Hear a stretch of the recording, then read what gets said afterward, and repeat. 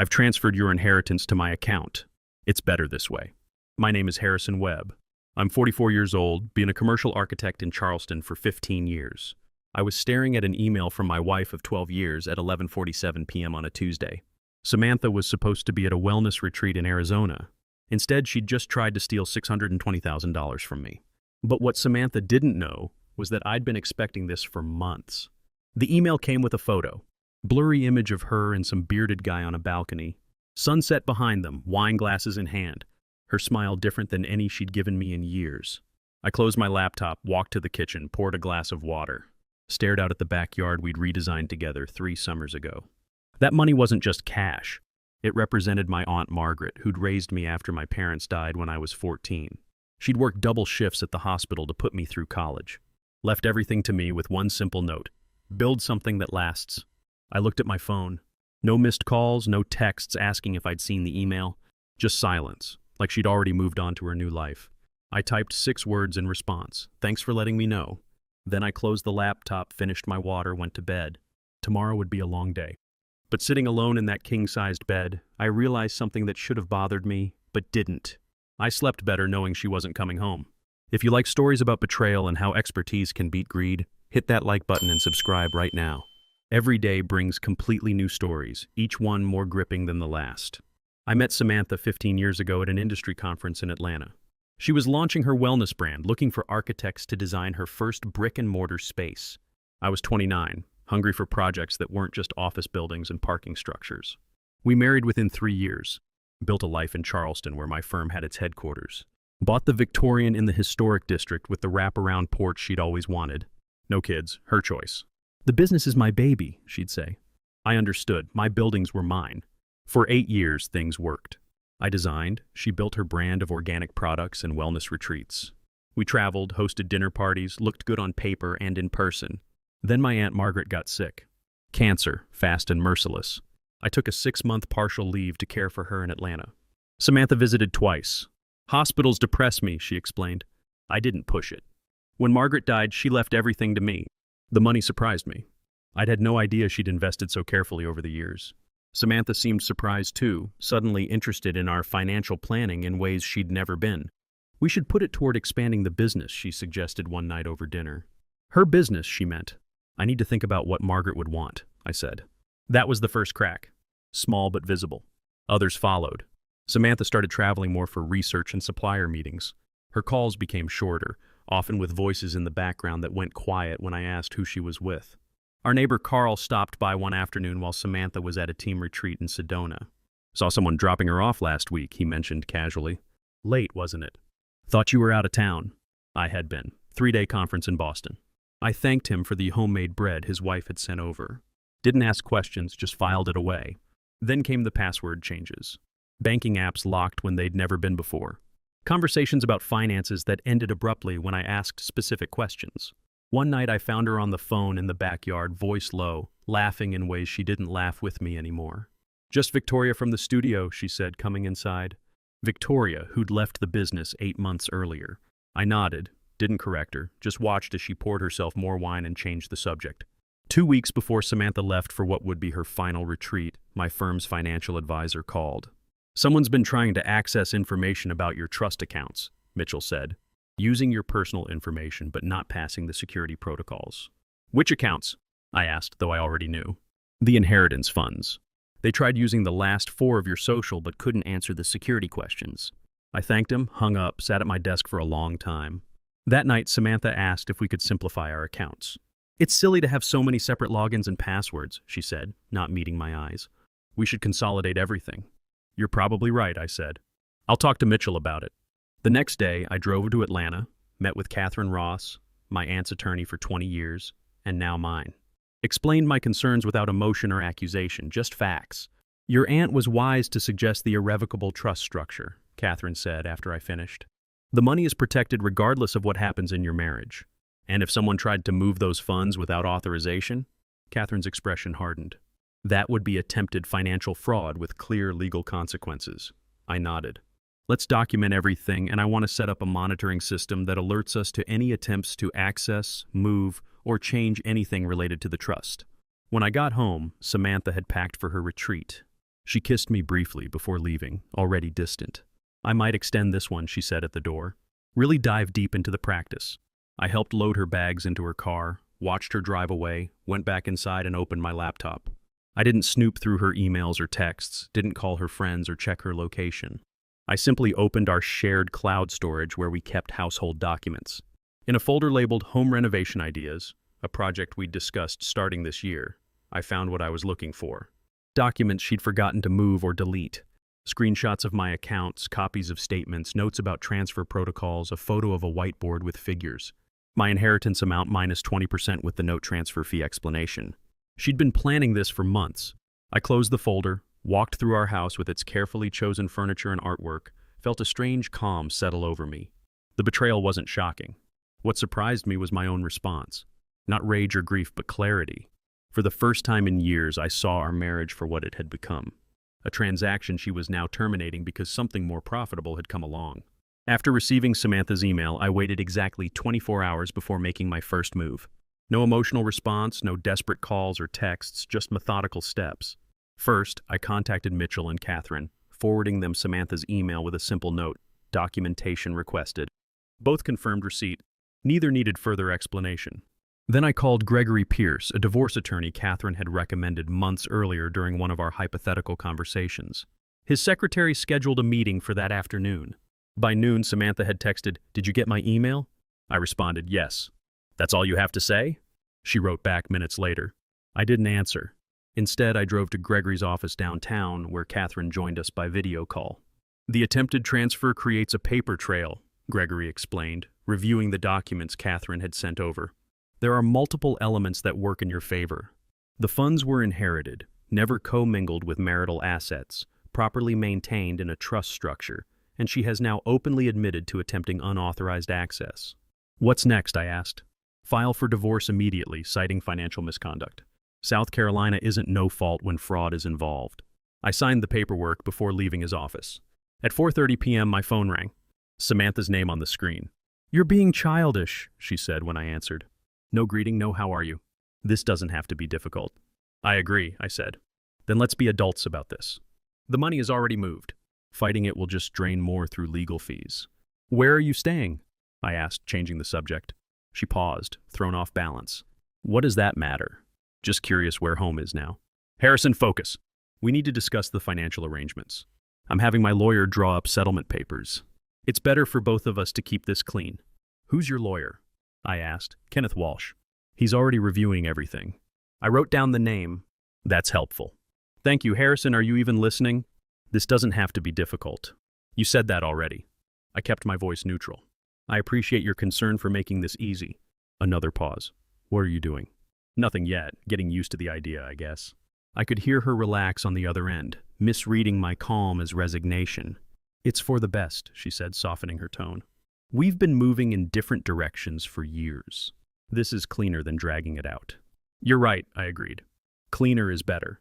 After we hung up, I called Gregory back and gave him Kenneth Walsh's information.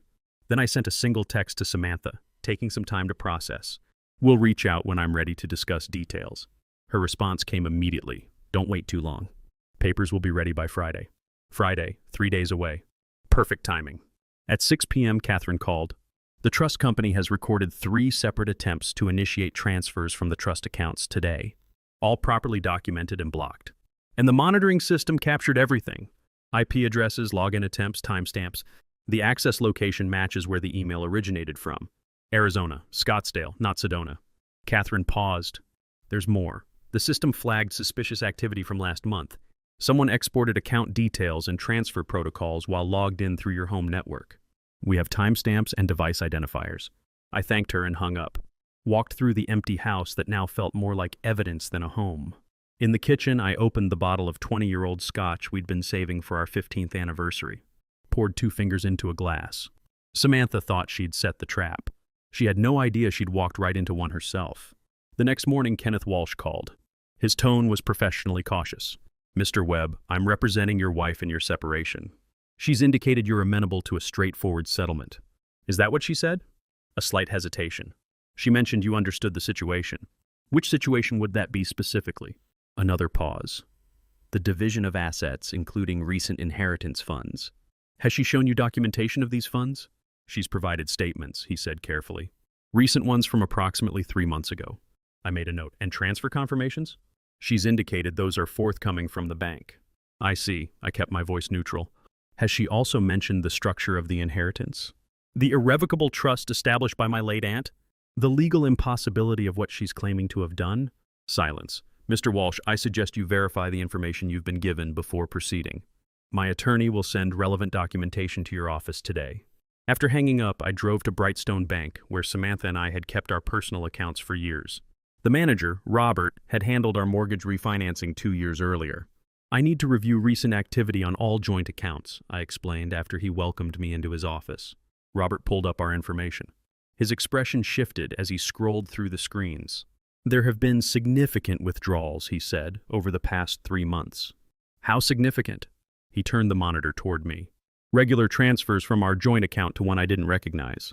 Small at first, 2,000, 3,500s, then escalating.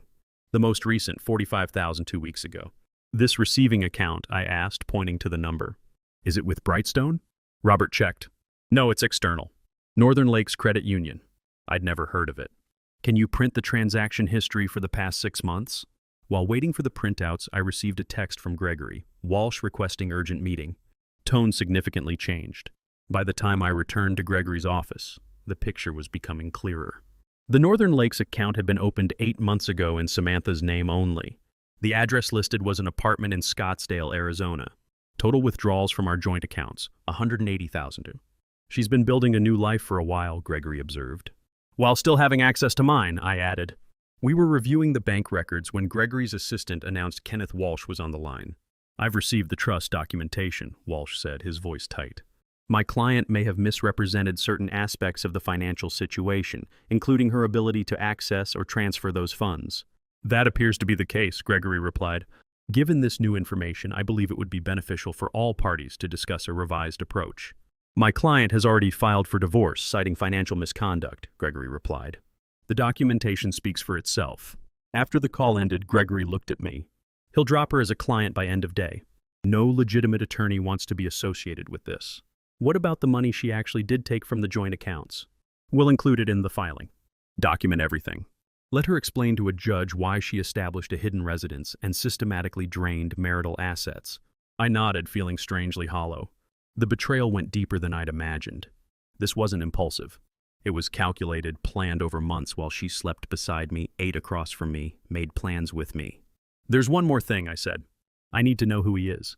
Not for confrontation, not even for the divorce proceedings. I just needed to understand the full scope of what I'd missed while building what I thought was a life together. Gregory nodded. I'll have someone look into it. That evening, my doorbell rang. I opened it to find a courier holding an envelope. Delivery for Harrison Webb, he said. Inside was a letter from Kenneth Walsh formally withdrawing as Samantha's legal representation, with copies sent to both Samantha and the court. Attached was a note from Gregory, first domino. My phone lit up minutes later. Samantha calling. I let it go to voicemail. She called 3 more times before sending a text. What the hell did you do? I didn't respond. While eating a sandwich at the kitchen counter, I received an email from Catherine with a subject line that simply read, Update. The trust company had completed their investigation into the access attempts. They documented multiple unauthorized attempts over 3 months, all captured in detailed logs with IP addresses and timestamps. The report was attached, along with confirmation they'd referred the matter to their legal department for potential criminal investigation. No action required from you at this time, Catherine wrote. But be aware this path is now open. I forwarded everything to Gregory. Just after 9:00 p.m., another text from Samantha. We need to talk now. I replied, through your new attorney when you have one. You've completely overreacted. I was angry when I sent that email. I didn't actually move anything. That's not what the access logs show. A long pause before her next message. What access logs? Instead of answering, I sent one question. Who is he? 20 minutes passed. Finally, this isn't about him. Name? Another long pause. Connor, but he's not important. Last name, Stevens. He's just a friend who's helping me through this. You're focusing on the wrong thing. I didn't respond further. Instead, I searched the name, found a Connor Stevens who taught at a yoga studio in Scottsdale. Former investment broker, according to his LinkedIn profile. Left the financial sector 3 years ago to pursue more meaningful connections. The The next morning I met with Carl, our neighbor. "The guy you saw dropping Samantha off," I began. "Would you recognize him again?" Carl nodded slowly. "Tall guy, beard, drives a gray Tesla." I showed him the photo from Samantha's email. "This him?" He squinted at the image. "Yeah, that's the guy. He was here maybe 5, 6 times while you were traveling." I thanked him, asked if he'd be willing to provide a statement. He agreed without hesitation. At 11 a.m., Gregory called. "We've got a complication. Samantha's hired Alexander Hunt. Hunt had a reputation for aggressive divorce litigation. Expensive but effective. He's requested an emergency hearing to contest the financial misconduct claim," Gregory continued. "Says his client has evidence all financial decisions were discussed and agreed upon." "When's the hearing?" "Monday morning. 3 days away." I thought about the apartment in Scottsdale, the Northern Lakes account, the man named Connor who'd been in my house while I was away. "Let's give Hunt something to think about," I said. That afternoon, Gregory delivered a package to Hunt's office containing copies of everything. The trust access logs, the bank records showing systematic withdrawals, the apartment lease in Scottsdale, Carl's notarized statement about Connor's visits, and screenshots from Samantha's home renovation ideas folder showing her notes on how to access my accounts. By 5 p.m., Gregory received a call from Hunt requesting an urgent meeting to discuss settlement options. "He's seen enough," Gregory told me afterward. "Offered a clean split. She keeps what she already took, makes no further claims. You keep everything else, including the house and full inheritance." "Counter," I said. "She returns half of what she took from joint accounts and signs a non-disclosure agreement." "I don't pursue the fraud angle." Gregory raised an eyebrow. "You could get more." "I don't want more, I want done." The morning of what would have been our emergency hearing, Samantha and her attorney arrived at the courthouse to find Gregory waiting with a settlement agreement already prepared. No Hunt, no judge, no public spectacle. I waited in the consultation room while Gregory explained the terms. Samantha would transfer $90,000, half the money taken from joint accounts, back within 24 hours. She would make no claims against the inheritance or any other assets. She would sign a non-disclosure agreement preventing her from discussing our marriage or divorce with anyone. In exchange, I would not pursue any fraud charges related to the attempted theft of trust funds. Through the glass walls, I saw her face as Gregory handed over the evidence file. Photographs, statements, account logs. Her expression shifted from defiance to shock to something like defeat. She glanced toward the room where I sat, then quickly looked away. Hunt reviewed everything, leaning close to whisper in her ear. She nodded slowly. 10 minutes later, they entered the room. "My client accepts the terms," Hunt stated formally. Gregory slid the agreement across the table. Samantha signed without reading it, her handwriting shaky but determined. I signed my portion, then slid a separate envelope across to her. "What's this?" she asked, the first words she'd spoken. "The passwords," I said. "To the cloud storage, house alarm, everything else you might need to get whatever you left behind." Her eyes finally met mine, searching for anger or triumph. Finding neither, she looked more lost than I'd ever seen her. "It was never about the money," I said quietly. "That would have been simpler." Hunt touched her elbow, guiding her to stand. She clutched the envelope as they left, never looking back. 6 months later, I sold the house in the historic district. Too many empty rooms, too many memories to paint over. The new owners, a young family with twins, loved the wraparound porch and the garden Samantha had planted along the stone path. I moved to a loft downtown, walking distance to my firm's office. Bought less furniture, kept fewer things. Catherine helped me restructure my aunt's inheritance into a foundation supporting architectural scholarships for kids who'd lost parents.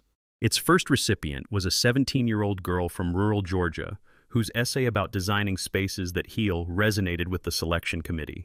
"Margaret would have loved her," Catherine said when we awarded the scholarship. I thought about my aunt often. Her practical wisdom, her insistence that creating something worthwhile required equal parts vision and vigilance. One afternoon, collecting mail in the lobby of my building, I found an envelope with no return address. Inside was a check for exactly $90,000 and a brief note, the rest of what I owed. No signature, none needed. That evening, I walked down to the waterfront where Samantha and I had once talked about opening a joint venture. A wellness space I would design, she would operate. A dream that had died long before our marriage had. I sat on a bench watching cargo ships pass, the check still in my pocket. Tomorrow I would deposit it into the foundation account. Another scholarship. Another chance to build something that might last. My phone buzzed with a text from Mitchell. "Dinner still on for 7?" Bringing that architect I mentioned. I glanced at my watch. Just enough time to walk home, change, and head to the restaurant. Just enough time to decide to say yes to whatever came next. On my way, I texted back and stood to face the evening. Sometimes the strongest response to betrayal isn't revenge. It's rebuilding. If you enjoyed this story, hit that like button and let me know in the comments what you think about how Harrison handled the situation. And if you haven't subscribed yet, subscribe and ring that notification bell to get alerts about new stories like this one. Thanks for watching. See you in the next video. They say just forget. Move on like it's easy. But forgetting you feels like remembering someone I've never seen. I've been trying to erase you from the places in my mind, but the harder that I fight it, the more you're hard to leave behind. Every memory keeps slipping through the cracks I try to close, like a face I should remember, but somehow never know. Forgetting you feels impossible, like chasing something I can't hold, like trying to remember someone that I've never even known. I keep reaching through the silence for a past I can't undo, 'cause letting go of what we had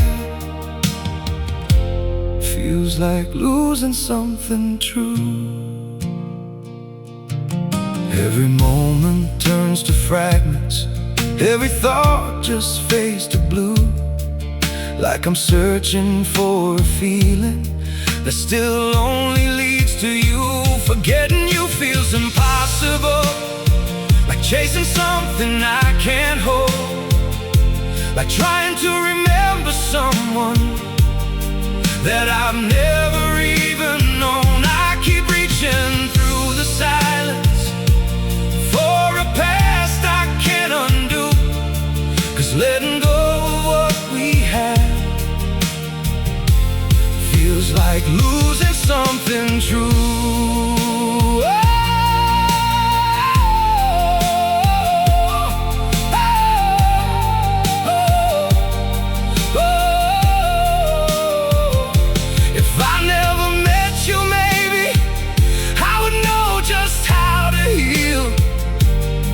But now every empty moment still reminds me what is real. Forgetting you feels impossible, like chasing something I can't hold, like trying to remember someone that I've never even known. I keep reaching through the silence for a past I can't undo, 'cause letting go of what we had feels like losing something true.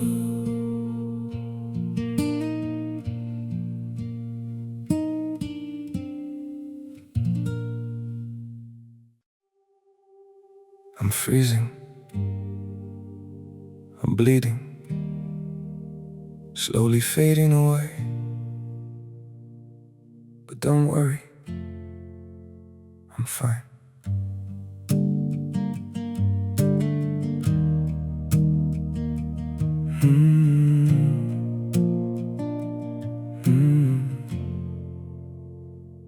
The cold has settled in my heartbeat, like winter living in my veins. Every breath feels numb and fragile, every smile just hides the pain. I'm breaking quietly in silence, falling slow without a sound. Yet I keep saying I'm okay, while my world burns to the ground. I'm frozen here, I'm bleeding slowly, dying piece by piece inside. But I still whisper, it's alright, just to keep you from goodbye. I'm shattered, love, but don't you worry, I'll pretend till my last breath. Even while my soul is fading, I'll say everything's okay. Maybe pain just learned to live here, Maybe sorrow feels like home, so I wear my wounds like armor and survive them all alone. I'm frozen here, I'm bleeding slowly, dying piece by piece inside. But I still whisper, it's alright, just to keep you from goodbye. I'm shattered, love, but don't you worry, I'll pretend till my last breath. Even while my soul is fading, I'll say everything's okay. If you ever see me smiling, no, it's just my last defense. 'Cause sometimes love means hiding how much you're suffering.